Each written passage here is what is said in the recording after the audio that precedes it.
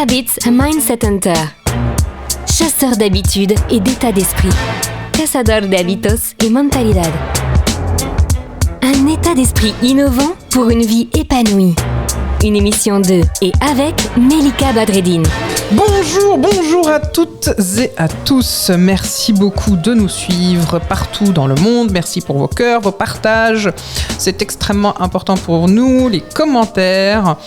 Envoyez ce podcast à quelqu'un qui a besoin d'entendre toute cette belle énergie. Alors, aujourd'hui, nous allons parler de prendre soin de soi et de ce qui se passe au niveau chimique dans le corps et dans le cerveau.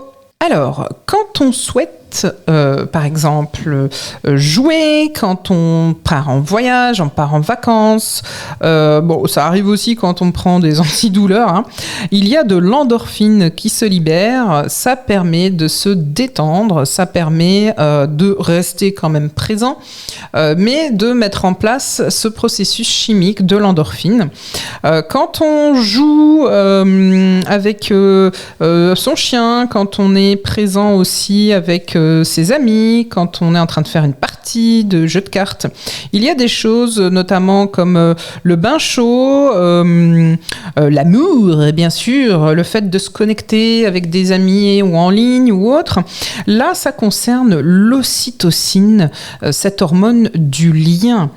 Par contre, quand on est sur des comportements comme par exemple plus ou moins des addictions alimentaires, le fait de manger pour déclencher aussi une réaction chimique, on est plutôt sur de la dopamine.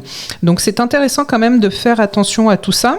Quand par exemple, on est plutôt sur de l'apprentissage de nouvelles choses, sur la découverte ou la mise en place de nouveaux objectifs, quand on est en famille, mais que par exemple, on va à des baptêmes, des mariages et autres, là, c'est plutôt la sérotonine qui est en jeu. Je trouve ça intéressant quand même de voir que tout est question de chimie. Bien sûr, la liste n'est pas exhaustive que je viens de vous donner.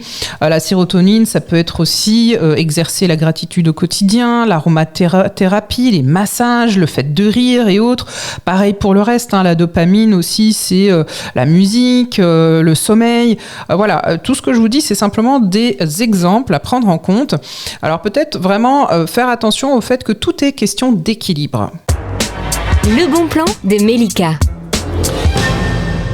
Le bon plan, selon moi, ce serait de regarder, comme un jeu, pourquoi pas, comment obtenir telle ou telle réaction sans, évidemment, je ne parle pas d'être dans l'addiction, mais simplement de faire attention à son propre équilibre et d'en être d'être le maître à bord, et plus que d'être l'acteur, d'être même le réalisateur de son propre film, d'être le metteur en scène de sa propre vie, et en fait, tout cela en sachant qu'est-ce qui déclenche quel mélange chimique dans le cerveau et dans le corps. Donc, je vous recommande d'aller voir un petit peu, vous pouvez trouver ça partout sur Internet, tout ce qui concerne la dopamine, la sérotonine, l'ocytocine et autres, et d'aller voir ce qui déclenche tout ça. Cette émission est maintenant terminée, et comme dit Melika, fuck bullshit, love.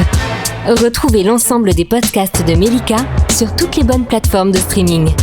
Infos, actu, formation, coaching, ouvrages sur melikabadreddine.com.